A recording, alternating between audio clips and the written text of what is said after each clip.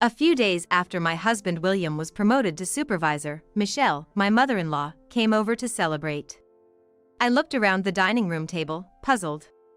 I couldn't find the gift I had left there the previous evening.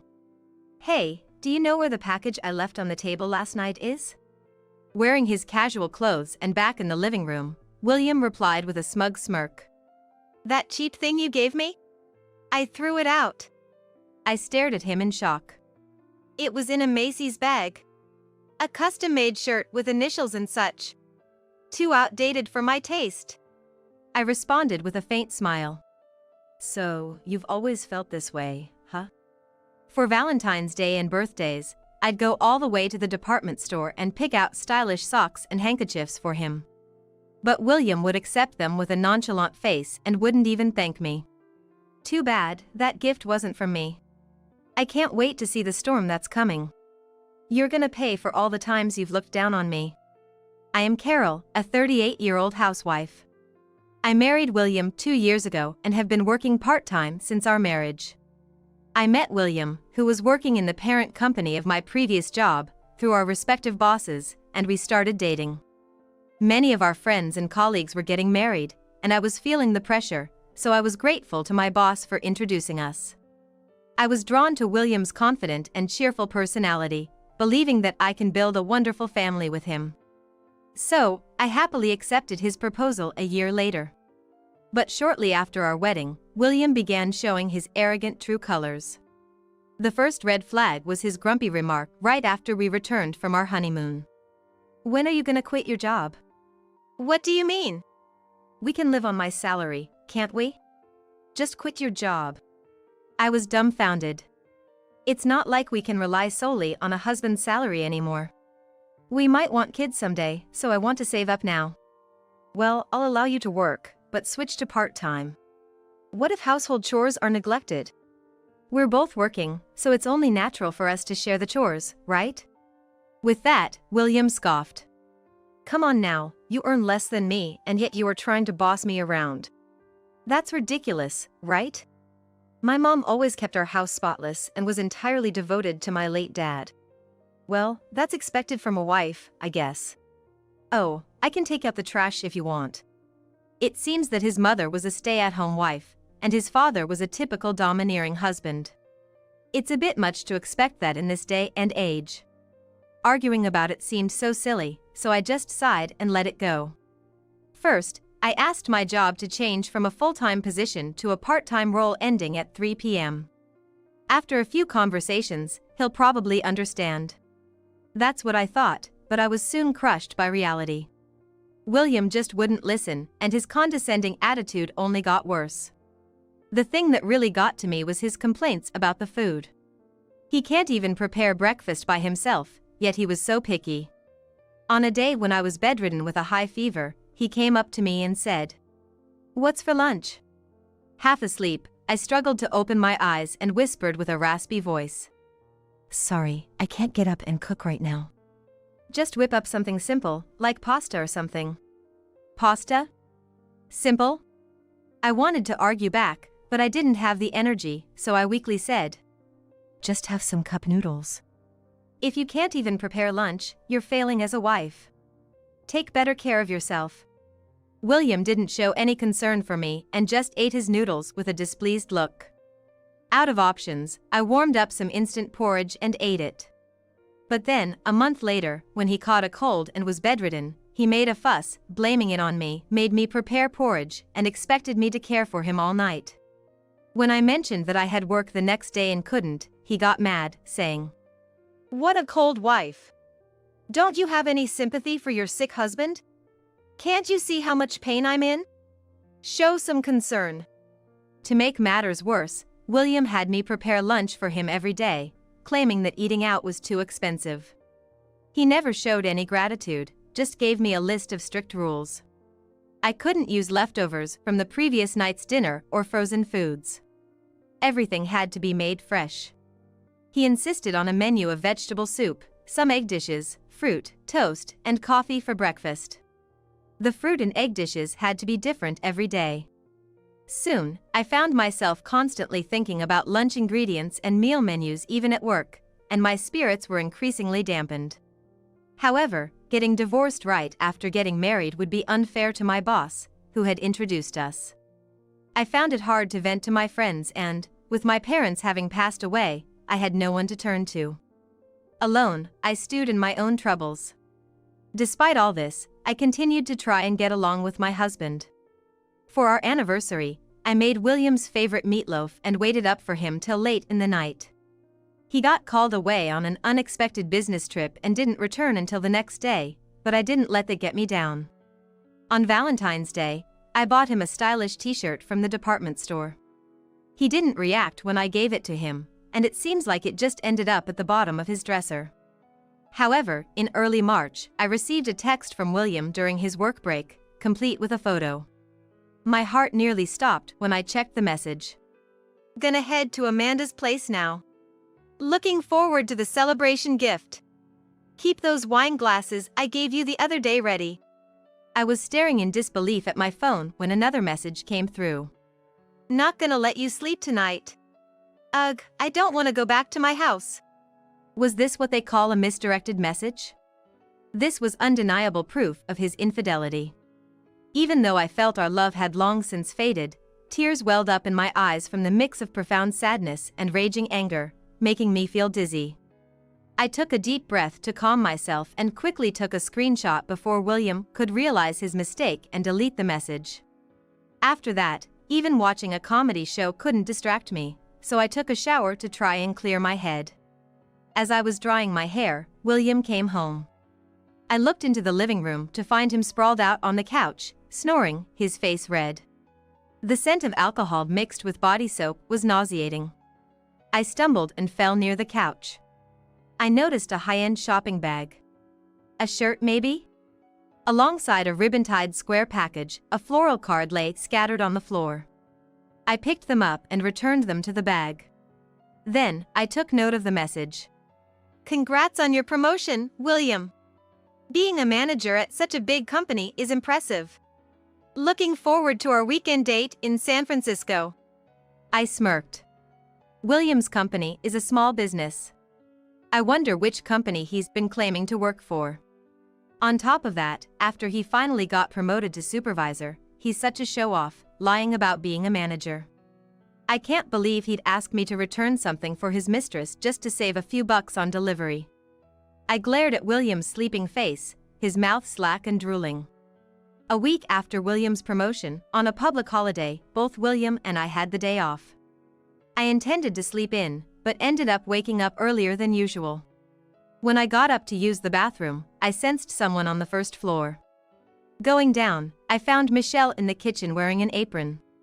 Seeing me, Michelle, who was tying twine around chunks of beef and pork, frowned. Finally awake? For a housewife, you sure sleep in a lot. Michelle, it's only 5 a.m.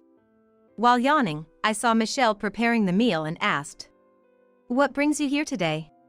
Using her own set of keys to get in. It's obviously to celebrate William's promotion. I heard he's gonna be out of town this weekend, so I moved it to today. I muttered to myself while looking at Michelle's beaming face. It's not a business trip, but rather an overnight rendezvous with his mistress. Still, why is she cooking meat so early in the morning? Is she planning on preparing a feast all day? I had a bad feeling but didn't ask any further questions. I changed into my casual clothes and started doing the laundry. So much for a day off, a nap seems unlikely now. After a while, the delicious smell of roasted meat wafted from the kitchen. I love roast beef and barbecued pork, but I can't imagine eating it this early. Michelle, humming along to a tune, left dishes in the sink and started making a salad. I began preparing breakfast next to her. After a while, Michelle, growing impatient with her son who showed no sign of waking, turned to ask me, "Carol, what time does William usually wake up?" On his days off, he usually sleeps until about 10 a.m. He must be tired from working every day. Well, that's all right. The party is tonight after all. By the way, Carol, you off from work today? I'm off today too. Oh, really? Michelle, with an obviously annoyed look, glanced at me. Even after preparing the meal, she didn't bother cleaning up. She plopped down on the sofa and started watching a TV show as if she was at her own home. After a while, William, who had just woken up, entered the living room. He looked shocked to see Michelle acting as if she owned the place. "Mom, why are you here?" "Good morning, William. I came over for a surprise promotion party tonight. Being a manager at such a big company, I can boast about it to the neighbors." "Oh, thanks." Looking slightly embarrassed, William gave me a quick glance and headed for the bathroom. I was taken aback to realize that even his parents had been fed false information. Suddenly, I noticed something missing from the dining table. The promotion gift I left out last night is nowhere to be found. "Hey, do you know where the gift I left on the table last night is?" When I asked William, who had just come back from the bathroom, he gave a mischievous smile. "That cheap thing? I threw it away." I opened my eyes wide. "The one in the Macy's bag? A custom-made shirt with initials? Too tacky. I'd never wear it." I chuckled. "So, you've always felt this way?" Every anniversary, I would head to the mall and pick out fashionable socks or handkerchiefs for him. But William would always take them for granted and never thanked me. It's a shame. That wasn't a gift from me. I'm looking forward to seeing what kind of scene unfolds. You're gonna pay for all the times you've made fun of me. Hearing my stern words, William looked puzzled. "You checked the contents?" "Yeah. That was a gift from your mother. She sent it by courier, and I left it on the table. I messaged you about it last night, didn't you see?" William's face stiffened. He quickly grabbed his phone, checked his messages, and went pale. On the sofa, Michelle, who was munching on a cookie, crushed the cookie in her hand and slowly stood up. "I told you the other day that I'd just treat you this year, remember? I caught a glimpse of what looked like a really nice shirt. You came home pretty drunk last night, so you didn't really get a good look at it." William's mouth dropped open as he looked at Michelle. Michelle, with a hint of anger, flashed a smile. "I even added a handwritten card." "William, you just throw away gifts from others without a second thought. Mom's really disappointed." "Sorry, I'll pick it up right now." "Wait." As William rummaged through the kitchen trash can, Michelle's sharp voice shot at him. "I just took it to the dump." William checked the wall clock and was shocked. He had missed the collection time by 30 minutes. The burnable trash had probably been collected already. William rushed to Michelle, got on his knees, and begged for forgiveness. "I'm so sorry. I wouldn't have thrown it out if I knew it was from you, Mom. Even if it was from Carol, throwing it away without even using it once? That's really something." Michelle scolded William in a frustrated tone. She came from a generation that valued thriftiness, keeping things like wedding favors. Probably couldn't stand seeing things thrown away so hastily without even using them. William, having thoroughly upset his mother, seemed to shrink in guilt. It's hard for him in moments like this, especially since they usually get along so well. It would be a waste not to take advantage of the situation. With a clearly upset look on her face, Michelle began to pack up. I raised my voice and said to her, "Michelle, there's nothing we can do about it. It seems he was really busy last night. For about a year now, he suddenly started having lots of overtime and business trips." Even though his salary didn't change, when I sarcastically mentioned it, William glanced at me with a side eye, breaking out in a cold sweat. "Does she know I'm having an affair?" "No, I can't be sure yet. If I can keep it hidden, I'm gonna do just that." Seemingly torn inside, William managed a half smile and began to awkwardly explain. "Yeah, it's crazy, isn't it? I'm busier at work, but the pay remains the same. It feels like I'm working for some shady company. I get so frustrated. Heck, I barely have time to check my cell." By the way, Michelle, William sent me this message the other day. I was so shocked, I cried. I showed Michelle my phone. It was a message William had mistakenly sent to me a few days ago. Michelle's eyes widened. "William, are you having an affair?" Staring at the phone Michelle was holding out, William's eyes bulged. What the heck is this? That's my line. You mistakenly sent your lovey-dovey exchange with her to me. The wine glasses, those are the ones you had me order online, right? Yes, they are. I can't believe it. Making your wife buy a gift for your mistress? What were you thinking? You're not just making a fool out of me, but her as well. Give me a break. The shipping cost was $2.50. As long as she doesn't find out, it's fine. I paid you back for the glasses, what's your problem? Acting like it was the most natural thing in the world, William became defiant. So, that was the reason. What a penny-pinching man. You're stingy, yet you want to have an affair. If you were gonna cheat just 2 years into our marriage, why did you even marry me? Challenged with this question, William smirked. I chose you 'cause you seemed like you'd just follow my lead, didn't matter who it was. What the heck, that's terrible. But once we got married, I just got bored with plain old you real quick. Women gotta be young and pretty, you know. I was so taken aback by William's audacity that I couldn't find words.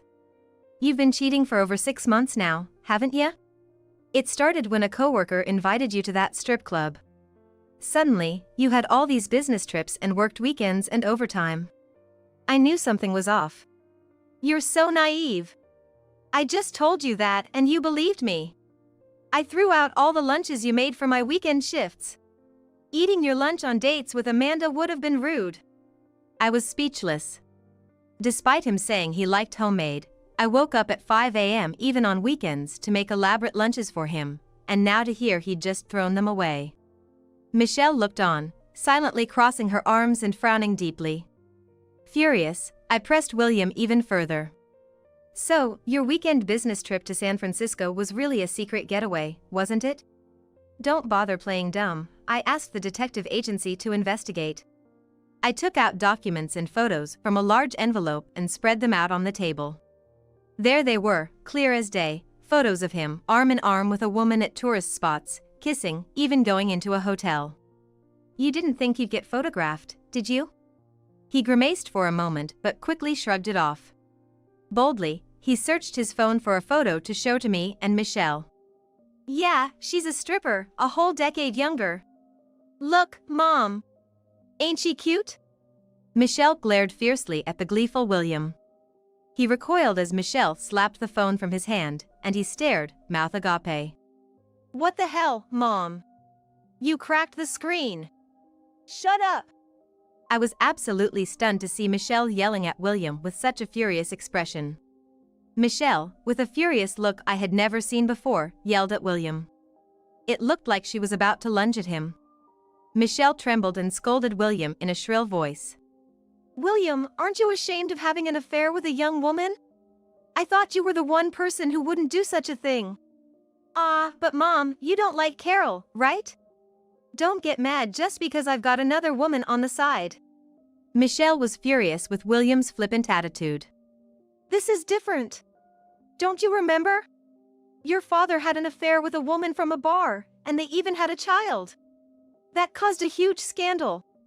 Do you know how much I cried back then? William touched his mouth with a regretful expression. Knowing this story from a previous conversation with William, I thought Michelle might take my side. My hunch was right, and to seal the deal, I pulled out William's paycheck from the drawer and spread it in front of William and Michelle. Come on, Michelle, don't be too hard on him. William's been working hard and look how much he's earning. The moment I put it on the table, William snatched it up and stuffed his paycheck into his pants pocket. Michelle looked puzzled. Oh, William, isn't the pay a bit low for working at the headquarters? No, it's Kanata Industries.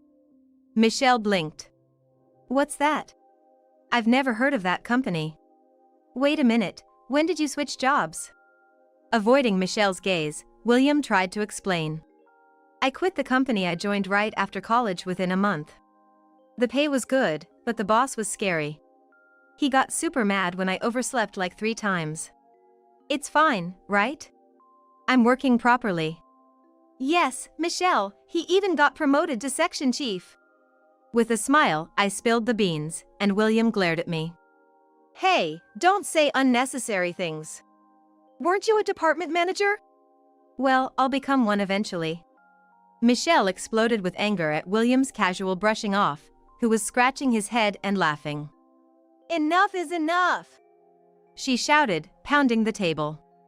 What's the matter, Mom? It's not worth getting angry over. You, always having affairs, lying. You don't seem to be remorseful at all. What are you planning to do in the future, William? I'm not planning anything in particular. William, fluttering his eyelids, spoke to me with a smirk. Carol, you're not gonna divorce me over a mere affair, right? Of course, I'm gonna keep seeing Amanda. I'll make sure to give you the money. You wouldn't be able to survive without me, right? He's way too selfish. I was beyond angry with William's words, just completely flabbergasted. It looked like Michelle felt the same, left speechless. If you don't want a divorce, turn a blind eye to my affairs, and keep taking care of me like you always have. After all, I'm the one providing for you. Got it? With his arms crossed, William smugly leaned back. I sighed deeply. I can't live with you anymore. Let's get a divorce. I can do just fine without you.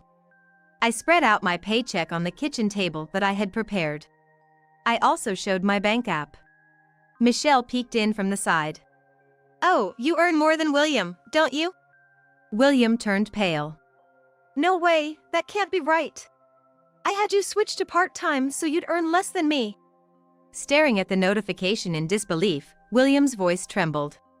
What's this $2,000 transfer? Are you into some shady business? I started some computer work from home when I had free time. I'm finally earning well now. With my part-time job added, I earn more than you in a month. I smiled coldly at William. You can't just spend our shared money on your mistress. You've spent around $10,000, haven't you? Just let it go. Consider it payback for everything I've done for you. William looked away, arrogantly dismissing the concern. It's ridiculous to make a fuss over one affair.